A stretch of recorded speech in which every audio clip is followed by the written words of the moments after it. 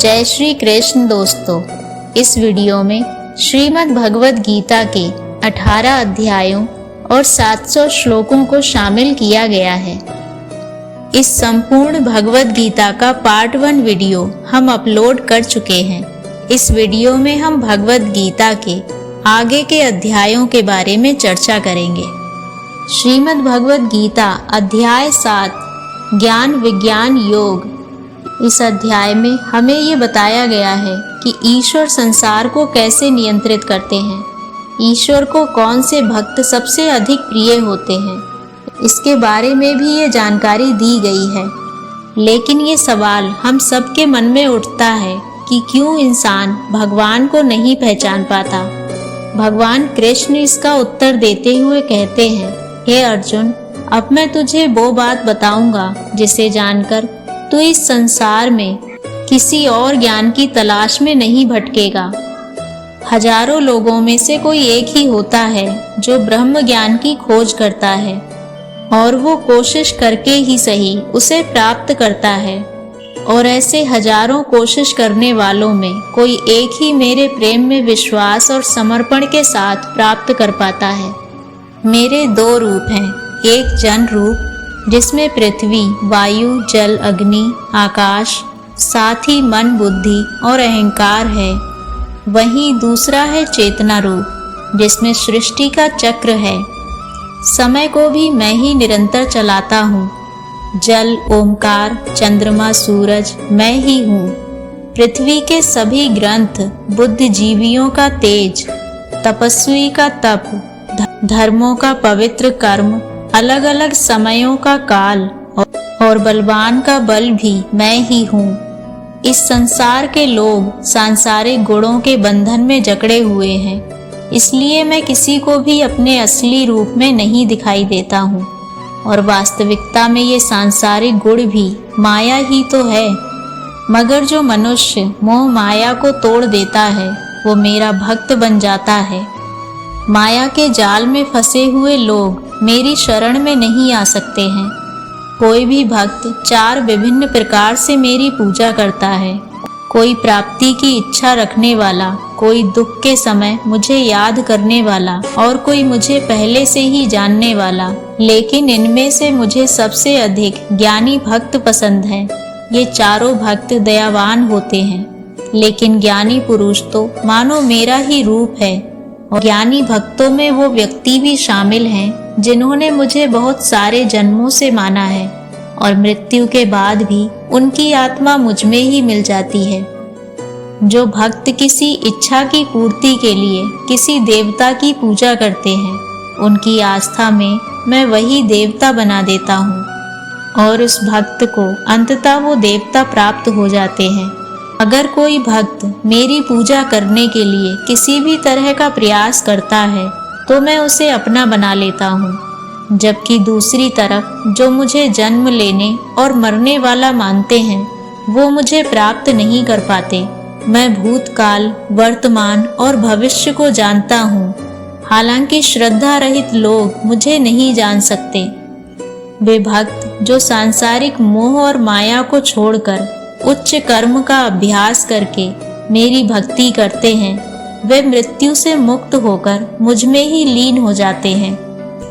जब आप अपने जीवन में कोई लक्ष्य स्थापित करते हैं तो समय बीतने के बाद वो लक्ष्य भूलने की आशंका हो सकती है, क्योंकि विभिन्न विचारों और कार्यों की बहुत अधिक चिंता होती है।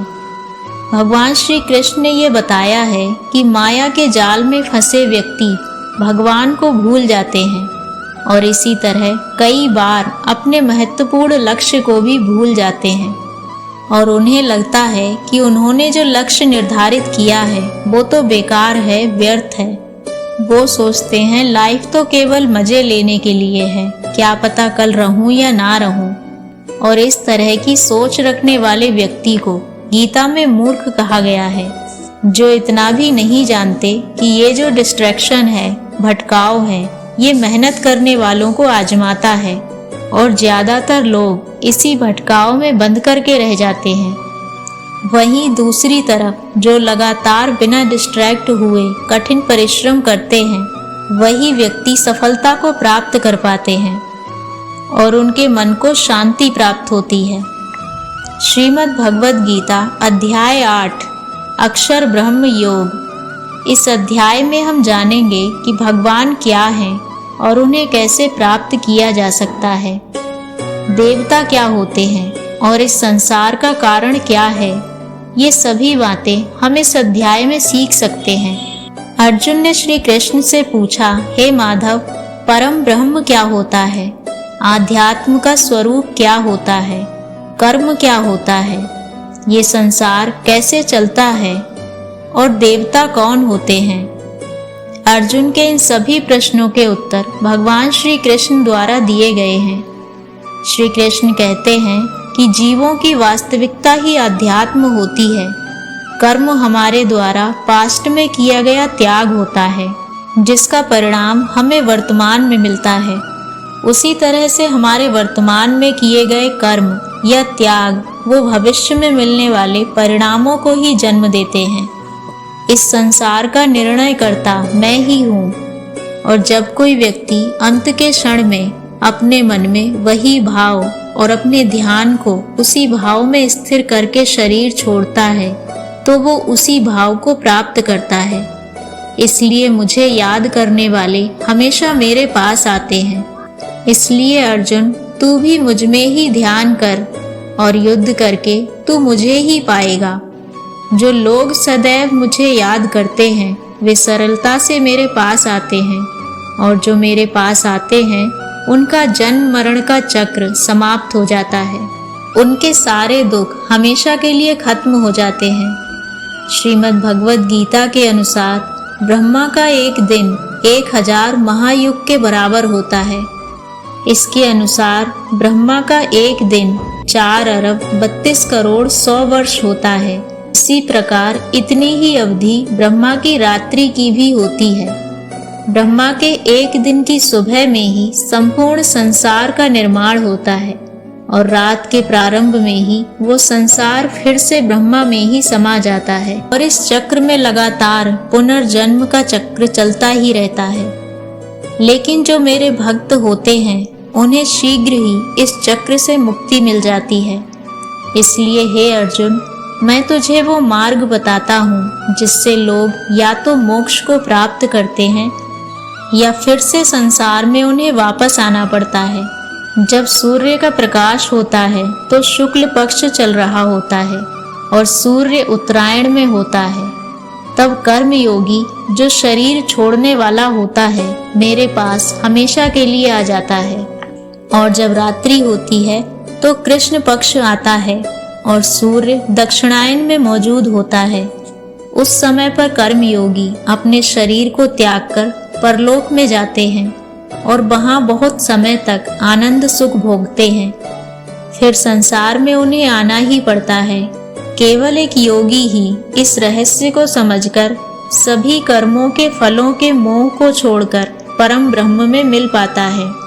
अब हम इस चैप्टर को आजकल के समय में देखें तो वो लोग जो हमेशा के लिए अपने लक्ष्य को यादगार बनाना चाहते हैं उन्हें बहुत ही मेहनत करनी पड़ती है, क्योंकि जैसा श्री कृष्ण ने बताया है ये संसार का चक्र बहुत बड़ा है और लोग आते जाते रहते हैं। लेकिन वे लोग जो अपने जीवन में अद्वितीय निश्चय रखते हैं उन्हें ज्ञान योगी और कर्म योगी बनना होता है। ब्रह्मा का एक दिन बहुत लंबा होता है। इसका मतलब है कि ये ब्रह्मांड बहुत पहले से मौजूद है और बहुत आगे तक चलेगा, और हमारा जीवन इस ब्रह्मांड के सामने बहुत छोटा है। इसलिए हमें ऐसा नहीं होने देना चाहिए कि हम सिर्फ अपने सपनों में ही खोए रहें। श्रीमद् भगवद गीता अध्याय 9 राज विद्या राजगुह्य योग, अति महत्वपूर्ण गुप्त ज्ञान। ये अध्याय हमारे मानसिक और आध्यात्मिक जीवन को उसके स्वभाव और दिव्यता के साथ जोड़ता है और उसके मध्य संतुलन को बनाए रखना सिखाता है। इस अध्याय में हम ये भी जानेंगे कि जब हम अलग अलग देवी देवताओं की पूजा करते हैं तो इससे क्या होता है और ऐसा क्यों करते हैं और उसके परिणाम क्या होते हैं। श्री कृष्ण कहते हैं, जो मनुष्य मुझ में श्रद्धा नहीं रखते वो इस संसार में बार बार दुख झेलने के लिए आते जाते रहते हैं। मैं इस संसार को बार बार उत्पन्न और समाप्त करता रहता हूँ। मैं ही मनुष्यों को उनके कर्मों के अनुसार फल देता हूँ, पुनर्जन्म देता हूँ। लेकिन मुझे अपने कार्य का कोई घमंड नहीं है। मैं ऐसा करते हुए भी इस कर्म के बंधन में नहीं फंसता। सब कुछ करते हुए भी मैं नहीं मानता कि मैं कुछ कर रहा हूँ। मेरी माया जाल में फंसने वाले और मुझे समझने में असमर्थ लोग और बेकार की आशा और निरर्थक काम करने वाले लोग हमेशा इसी संसार में बंधे रहते हैं। वो वेदों को पढ़कर स्वर्ग की प्राप्ति के लिए मेरी पूजा करते हैं। वे लोग इंद्र के स्वर्ग के सुख का आनंद उठाते हैं, लेकिन उनके स्वर्ग के सुख तब तक ही बने रहते हैं जब तक कि उनके मानव जीवन के पुण्य समाप्त नहीं हो जाते। और जब उनके पुण्य समाप्त हो जाते हैं तो उन्हें फिर से इसी पृथ्वी पर जन्म लेने का अवसर मिलता है। किंतु जो परमेश्वर को ही सब कुछ मानकर अपने कर्म फल को त्याग कर निरंतर प्रेम करते हैं, मैं उनकी न केवल सभी आवश्यकताओं को पूरा करता हूँ, बल्कि उन्हें सदैव मेरी शरण में स्थान देता हूँ। भूतों और पितरों को पूजने वालों का ज्ञान कम होता है और वो फिर से इस मृत्यु लोक में आ जाते हैं। इसलिए अर्जुन, तू जो कुछ भी कर्म करता है और दान देता है तो उसे मुझ में स्मरण करके कर, तो वो मुझे ही प्राप्त हो जाएगा। मेरे लिए प्रिय और अप्रिय सब बराबर हैं। यहाँ तक कि अगर कोई बहुत ही अत्याचारी हो, चाहे स्त्री हो या पुरुष, चाहे राजा हो या भिखारी, मुझ में ही समर्पित होकर इस अनंत सागर को पार कर पाता है। इस प्रकार अगर तू खुद को मुझ में अर्पित करेगा तो मैं ही तुझे प्राप्त होऊंगा। दोस्तों, इस अध्याय में श्री कृष्ण कहते हैं कि जो कोई भी भक्त सच्चे मन से किसी ईश्वर में पूजा और श्रद्धा रखता है तो मैं उसकी इस भक्ति को उस ईश्वर से जोड़ देता हूँ। श्रीमद् भगवद गीता अध्याय 10 विभूति योग। ये अध्याय बहुत ही महत्वपूर्ण है क्योंकि इस अध्याय में भगवान श्री कृष्ण अपने दिव्य रूप की महत्वपूर्ण चर्चा करते हैं और अर्जुन को उनकी महिमा का दर्शन कराते हैं। ये अध्याय हमें बताता है कि भगवान कैसे हमारे चारों ओर मौजूद हैं और हमारे जीवन में उनका साक्षात्कार कैसे किया जा सकता है। ऐसे तो आपने कई बार सुना है कि भगवान ऐसे हैं, भगवान हर जगह हैं, प्रत्येक कण में हैं। श्री कृष्ण कहते हैं, हे अर्जुन, तू मेरा सच्चा मित्र है और मुझसे प्रेम करता है, इसलिए अब मैं तुझे स्वयं का वास्तविक परिचय देता हूँ। मेरे जन्म के बारे में किसी को नहीं पता, लेकिन जो ये जानता है कि मैं कभी नहीं जन्म लेने वाला और कभी नहीं मरने वाला हूँ, वही सबसे बड़ा ज्ञानी है। ज्ञान और मूर्खता, सत्य और झूठ, सुख और दुख, मन और बुद्धि, रचना और नाश, कीर्ति और अपमान सहित सभी भाव वास्तव में मैं ही हूँ। इस जगत में जिस किसी भी ईश्वर की पूजा की जाती है वो असलियत में मैं ही हूँ। दोस्तों, इस अध्याय में भगवान ने हमें ये दिखाया है कि वे हमारे जीवन के हर पहलू में मौजूद हैं। वे सबके आदर्श सूरज, चंद्रमा, वायु, अग्नि, धन, ज्ञान, ब्रह्मा, विष्णु, शिव, इंद्र, गरुण, यमराज, गणित, गायत्री मंत्र, ऋतु, वसंत, निश्चय, भक्ति, विजय, रणनीति, रहस्य, मौन और अनगिनत अन्य रूपों में प्रकट होते हैं। भगवान ने हमें ये बताया है कि उनका अंत नहीं है। वे अनंत हैं, अपार हैं। वे हमारे सभी पहलुओं में हैं और उनको पूरी तरह से जान पाना हमारे बस की बात नहीं है। श्री कृष्ण अर्जुन से कहते हैं, हे अर्जुन, मुझे पूरा जानना तेरे लिए किसी काम का नहीं है। बस तू इतना जान ले कि ये संसार मेरे एक छोटे से अंश से ही चलता है। यानी ऐसी कोई जगह नहीं है जहाँ पर भगवान ना हो। श्री कृष्ण ने ये भी कहा है कि अर्जुन को ना तो ईश्वर को पूरा जानना जरूरी है और ना ही वो उन्हें कभी पूरी तरह से जान पाएंगे। दोस्तों, अगर हम इसे अपनी लाइफ में इसी तरह से रिलेट करें, जैसे भगवान ने कहा है कि मैं अनंत हूँ और तू उतना ही जान जितना तेरे लिए आवश्यक है, बिल्कुल उसी तरह से हम सबको भी अपनी लाइफ में उन चीज़ों में अपना समय और एनर्जी वेस्ट नहीं करनी है जो हमारे लिए आवश्यक नहीं है, जो हमारे कर्म से हट कर के हैं। केवल आपके वास्तविक कर्म से जुड़ी चीजों में ही अपना ध्यान लगाएं, जिससे सफलता और मानसिक शांति प्राप्त हो सके। श्रीमद् भगवद गीता अध्याय 11 विश्व रूप दर्शन योग। इस अध्याय में भगवान श्री कृष्ण अर्जुन को अपने दिव्य रूप का दर्शन कराते हैं। ये दृश्य अर्जुन को भगवान की महानता और अद्भुत रूप का अनुभव कराता है। इसमें हमें भगवान के विराट रूप के बारे में जानने को मिलेगा।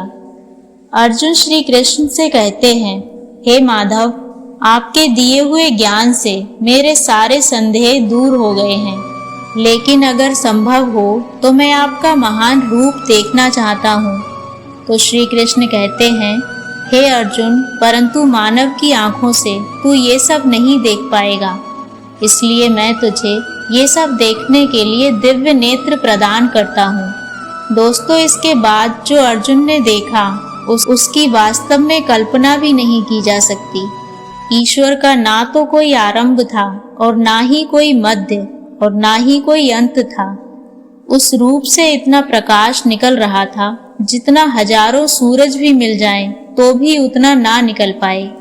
अर्जुन कई संसार को श्री कृष्ण में समाहित होते हुए देख पाए। फिर अर्जुन ने हाथ जोड़ते हुए श्री कृष्ण से कहा कि हे परमात्मा, मैं आपके शरीर में सभी देवों को, सभी मनुष्यों को देख पा रहा हूँ, लेकिन आपके शरीर का ना तो कोई आरंभ दिख रहा है और ना कोई मध्य है और ना ही कोई अंत। आप में हर तरह के अस्त्र शस्त्र हैं, हर तरफ के प्रकाश और सूर्य हैं। स्वर्ग और धरती के बीच का पूरा आकाश मानो आपसे ही भर गया है। कई देवता के समूह आप में प्रवेश कर रहे हैं तो कोई लोग भयभीत होकर हाथ जोड़े खड़े हैं। आपके अनंत हाथ पैर, आंखों वाले मुंह रूप को देखकर समस्त सृष्टि सहित मैं भी व्याकुल हो रहा हूँ। यहाँ तक कि मैं पांडवों को और कौरवों की पूरी सेना के महान योद्धाओं का अंत होकर आप में जाता हुआ देख पा रहा हूँ। आपका ये विकराल रूप इस पूरे ब्रह्मांड को अनंत ऊर्जा दिए जा रहा है। हे कृष्ण, इतने रूपों में आप कौन से हो, मैं आपको कैसे पहचानूं? फिर श्री कृष्ण कहते हैं, मैं हर जगह हूँ और मैं ही समय हूँ। इन सभी योद्धाओं की मौत को मैं पहले ही लिख चुका हूँ। तू तो सिर्फ इनकी मौत का एक कारण है, मारने वाला तो मैं ही हूँ। ये सुनकर अर्जुन के चेहरे पर थोड़ा सा डर दिख रहा था, पर अर्जुन धैर्य के साथ बोले, हे परमात्मा, आपका ये रूप देखकर अब मुझे पता लग गया है कि क्यों योगी, महर्षि, देवता जैसे आत्मा हैं आपका पूजन क्यों करते हैं। आप तो सत्य और असत्य से भी ऊपर हो। आपके इस रूप की व्याख्या करने के लिए मेरे पास शब्द ही नहीं है। आप ही इस संसार के पालन करता और विनाशक हो। आपको हर दिशा से नमस्कार है, स्वीकार कीजिए, क्योंकि ना तो कोई आपका आदि है और ना ही अंत। आपको कोटि कोटि नमन है। हे प्रभु, मुझे भय है कि मैंने अज्ञानता में आपको मित्र कृष्ण कहा है और कई बार लोगों के सामने आपका मजाक भी उड़ाया है। मुझे आपके इस सत्य का पता नहीं था, इसलिए अगर संभव हो तो आप मुझे क्षमा कर दीजिए। जैसे पिता पुत्र को क्षमा कर देता है, उसी तरह आप भी मुझे क्षमा कर दीजिए। हे प्रभु, इस रूप को देखकर मैं खुश भी हो रहा हूँ और भयभीत भी। अतः आप कृपा करके अपना प्रसिद्ध चतुर्भुज विष्णु रूप के दर्शन दीजिए जिसमें आपके मुकुट चक्र और गदा के साथ आपको देखने की अभिलाषा है। फिर श्री कृष्ण कहते हैं कि हे अर्जुन, मैंने तेरे आग्रह पर ये रूप दिखाया है जिसको आज तक कोई मनुष्य नहीं देख पाया है और ना ही कभी देख पाएगा। तू मेरे इस रूप को देखकर इतना व्याकुल मत हो जाना और भयभीत भी मत हो जाना। और अब तेरी ये इच्छा भी मैं पूरी कर रहा हूँ। अब तू मेरा चतुर्भुज विष्णु रूप देख। भगवान श्री कृष्ण ने इस प्रकार से अपना चतुर्भुज रूप अर्जुन को दिखाया और उसका साहस बनाया और अनंत रूप से अर्जुन की व्याकुलता को भी दूर किया। अब अर्जुन कहते हैं कि हे कृष्ण, अब मैं आपके इस रूप को देखकर तृप्त हो गया हूँ। कृष्ण ने कहा, हे अर्जुन, जो चतुर्भुज रूप तुमने अभी देखा है उसे देखने के लिए तो देवता भी कामना करते हैं। इस चतुर्भुज रूप को किसी भी यज्ञ, दान, तप और वेदों से देखा जा सकता है, परंतु अर्जुन, जो तेरी तरह मेरा परम भक्त है वो अंत में मुझे ही प्राप्त होता है, इसीलिए ये रूप तुम देख पाए हो। दोस्तों, गीता के इस अध्याय से आप आज के टाइम में भी ये सीख सकते हो कि अगर हम सच्चे मन से मेहनत करते हैं तो कई बार सफलता को पाने के बाद हमें लगता है कि हमने इतनी मेहनत कर ली और जब सफलता आती है तो लगता है कि ये तो ज्यादा ही मिल गया, मैंने तो इतनी मेहनत की ही नहीं थी।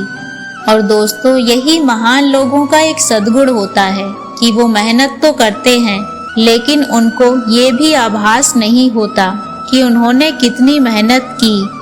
यही महान लोगों की सोच है। श्रीमद् भगवद गीता अध्याय 12 भक्ति योग। इस अध्याय में भगवान हमें बताते हैं कि भक्ति के माध्यम से ही हम उन्हें प्राप्त कर सकते हैं। हमें भगवान के प्रति विश्वास, प्रेम और समर्पण दिखाना चाहिए। इससे हमें ये सीखने को मिलता है कि हमें भगवान के प्रति भक्ति और प्रेम बढ़ाने का प्रयास करना चाहिए।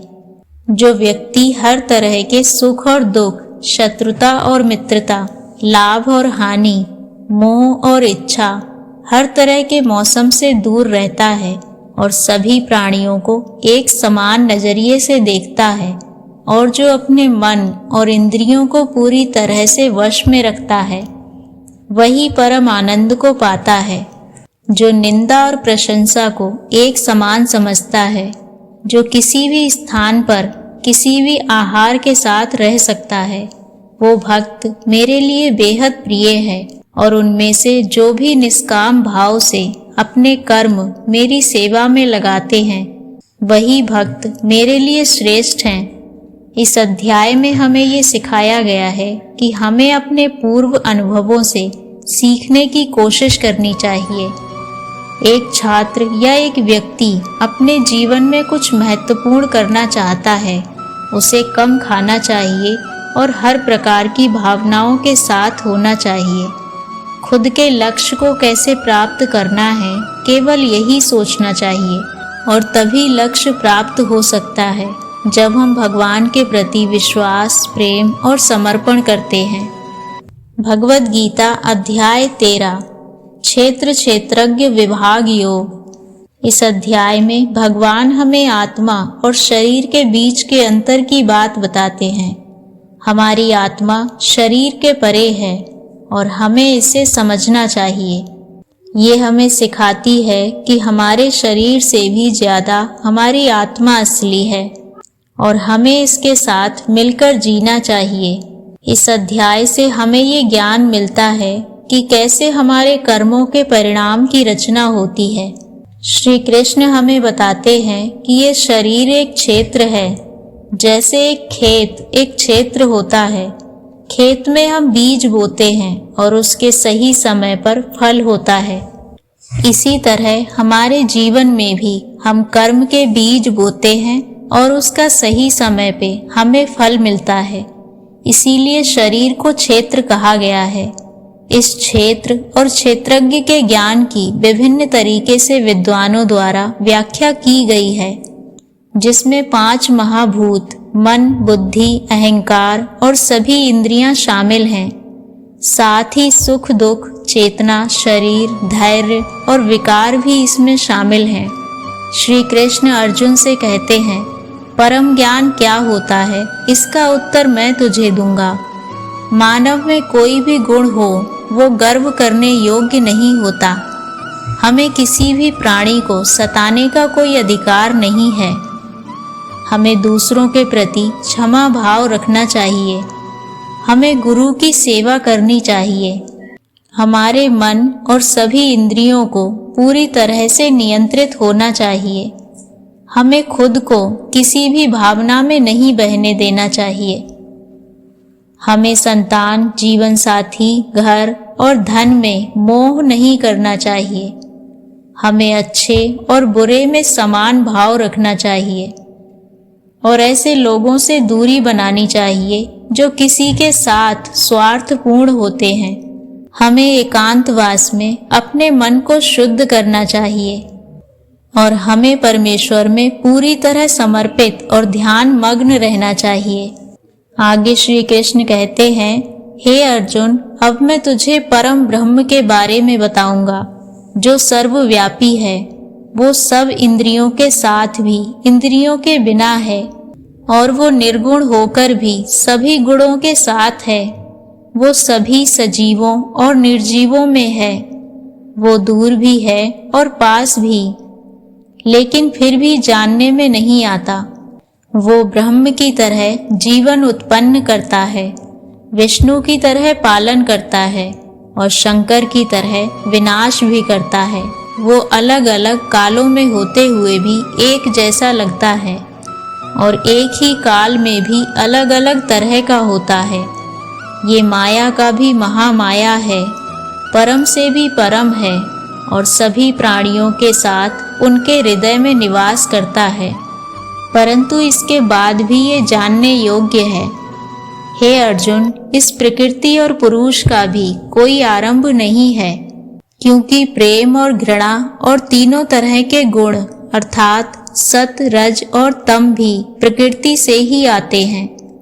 कार्य और कार्यों को करने वाली इंद्रियां भी प्रकृति से ही उत्पन्न होती हैं। प्रकृति से ही जन्मा मनुष्य प्रकृति के ही गुणों को भोगता है और इन्हीं गुणों के अनुसार ही उसका जन्म और मरण होता है। इस तरह से जो भी मनुष्य पुरुष और प्रकृति के ज्ञान को जान लेता है वो कर्म करता हुआ भी मुझे प्राप्त होता है। परमात्मा को हर मनुष्य अपने अलग अलग तरीके से पाता है और जो मंद बुद्धि होते हैं वो इस ज्ञान को सुनकर मेरी प्रकृति को जानकर ही वो भी मृत्यु लोक से मुक्त हो जाते हैं। ये अध्याय हमें सिखाता है कि हमारे शरीर के बाहर हमारी असली आत्मा है और हमें उसके साथ मिलकर रहना चाहिए। श्रीमद् भगवद गीता अध्याय 14 गुणत्रय विभाग योग अर्थात गुणों का महत्व। इस अध्याय में भगवान गुणों के बारे में बताते हैं, सत्व, रजस और तमस गुण। श्री कृष्ण कहते हैं, हे अर्जुन, अब मैं तुझे संसार के उन 3 गुणों के बारे में बताऊंगा जो आत्मा को शरीर से बांधते हैं और जिन्हें जानकर कोई भी मनुष्य मुझे पा सकता है। ये 3 गुण हैं सत्व गुण, रजोगुण और तमोगुण। सत्व गुण सभी गुणों में श्रेष्ठ होता है और ये ज्ञान और सुख से बड़ा होता है। कामना और आसक्ति से उत्पन्न होता है जो कर्म और उसके फल में बंधता है।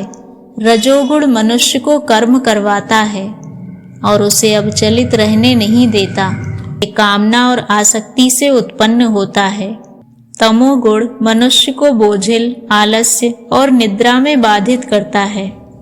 ये 3 गुण मनुष्य की प्रवृत्ति को प्रभावित करते हैं। जिस प्रकार सत्व गुण बढ़ जाता है तो मन में शांति और ज्ञान बढ़ता है, वही समय रजोगुण को बढ़ाता है। जब रजोगुण बढ़ता है तो मन में लालच और स्वार्थ का आभास होता है और तब तमोगुण बढ़ता है। तमोगुण में अहंकार होता है और व्यक्ति मनोबल के खोने का अनुभव कर सकता है। ये 3 गुणों को वश में करके जो व्यक्ति इन तीनों गुणों के बारे में जानता है, वो अपने कर्तव्यों का पालन करते हुए संसार से मुक्त हो जाता है और मुक्त होकर वो परम ब्रह्म को प्राप्त होता है। ये तीनों गुण सभी के जीवन में महत्वपूर्ण हैं। अगर सकारात्मक परिणाम की कामना करके मेहनत कर रहे हैं तो ये निश्चित नहीं है कि आपको खुशी होगी या दुखी होंगे। इसलिए इस अध्याय से हमें ये सीखने को मिलता है कि हमें सत्व गुण को विकसित करना चाहिए, जो कि शांति और ज्ञान का प्रतीक है, जिससे हमारे जीवन में आध्यात्मिक उन्नति होती है और समय समय पर हम अपने गुणों की परीक्षा करके उन्हें सुधार सकते हैं। श्रीमद् भगवद गीता अध्याय 15 पुरुषोत्तम योग। इस अध्याय में भगवान हमें आत्मा की अमरता के बारे में बताते हैं। हमारी आत्मा हमारे शरीर से बढ़कर होती है। श्री कृष्ण कहते हैं कि हमारी आत्मा अविनाशी है और इस संसार में हमारे कर्म हमारे भविष्य को प्रभावित करते हैं। हमें इस बारे में जागरूक रहना चाहिए और ये समझना चाहिए कि हमारे कर्मों के परिणाम हमारे अगले जन्म में हमें प्राप्त होते हैं। इसलिए हमें सत्वगुण, रजोगुण और तमोगुण, इन तीनों गुणों को समझने और उनका संतुलन बनाए रखने का प्रयास करना चाहिए। आत्मा हमें मुक्ति की ओर ले जाती है और हमें अपने कर्मों को सावधानी से चुनना चाहिए ताकि हम सब कुछ सही दिशा में ले जा सकें। इसी तरह से हम परम ब्रह्म की प्राप्ति कर सकते हैं और सभी व्यक्ति में अंतर्निहित परमात्मा को पहचान सकते हैं। इस अध्याय से हमें ये सीखने को मिलता है कि हमें सत्व गुण को बढ़ाने का प्रयास करना चाहिए और अपने अंदर के तमोगुण और रजोगुण को कम करने का प्रयास करना चाहिए, जिससे हम अपने जीवन में सफलता और आत्मा की मुक्ति की दिशा में आगे बढ़ सकें। श्रीमद् भगवद गीता अध्याय 16 दैवासुर संपद्विभाग योग, अर्थात गुणों का विभेद। इस अध्याय में भगवान हमें दैवीय और आसुरी प्रकृति के बारे में बताते हैं।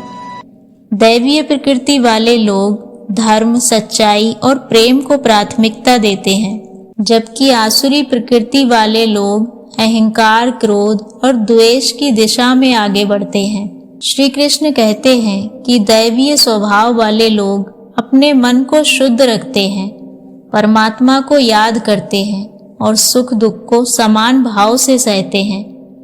वे धर्म का पालन करते हैं और दूसरों को कभी कष्ट नहीं पहुंचाते। उनमें अहंकार नहीं होता और वे सबको बराबर मानते हैं। विरोधाभास, क्रोध और आसक्ति और अज्ञान से युक्त आसुरी स्वभाव वाले लोग दुश्मनी करते हैं, लोगों को कष्ट पहुंचाते हैं, धर्म का अनादर करते हैं और बुरे कर्म करते हैं। वे हमेशा मोह में रहते हैं। हमें समझना चाहिए कि दैवीय स्वभाव का पालन करके हम अपनी आत्मा को मुक्ति दिला सकते हैं, जबकि आसुरी स्वभाव से हम मोह के बंधनों में फंस सकते हैं। इस अध्याय से हमें ये सीखने को मिलता है कि हमें दैवीय स्वभाव का पालन करना चाहिए और आसुरी स्वभाव से बचना चाहिए। इस अध्याय से हमें ये भी सीखने को मिलता है कि हमें सात्विकता का अनुसरण करना चाहिए और आपसी सम्मान, धर्म और शांति की दिशा में अग्रसर होना चाहिए।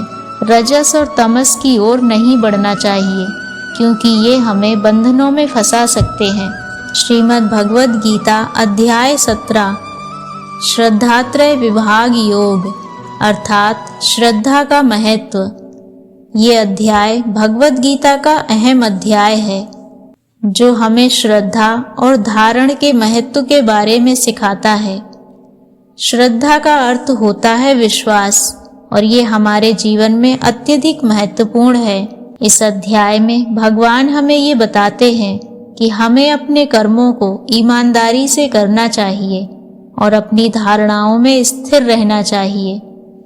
हमें उन्हें भगवान के लिए आदर्श बनाना चाहिए और विश्वास से उनका पालन करना चाहिए। इससे हमारे जीवन में सुख, शांति और सफलता की प्राप्ति होती है। श्री कृष्ण अर्जुन से कहते हैं, हे अर्जुन, हमें कर्मों को सही तरीके से करना चाहिए और उन्हें ईश्वर के लिए समर्पित करना चाहिए। श्रद्धा और हमारे पूर्व कर्म हमारे जीवन को पूर्ण बनाते हैं और हमें ईश्वर के प्रति प्रेम और आस्था का एहसास कराते हैं। इसलिए श्रद्धा से ही सफलता को प्राप्त कर सकते हैं और हमें हमारे कर्मों को ईश्वर के लिए समर्पित करना चाहिए।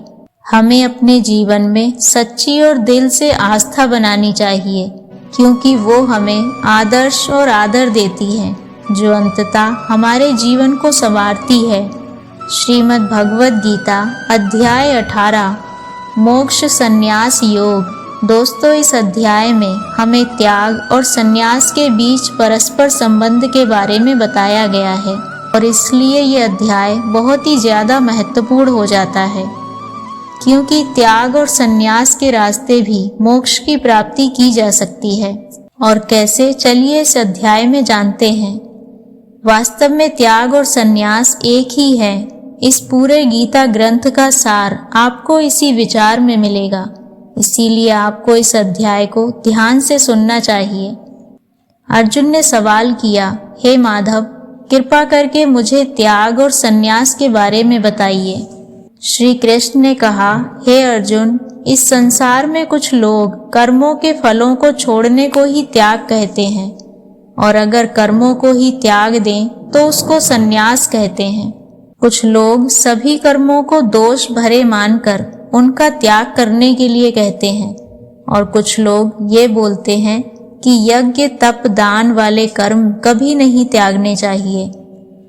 इसलिए अर्जुन, तू मुझसे त्याग और संन्यास को अच्छी तरह समझ।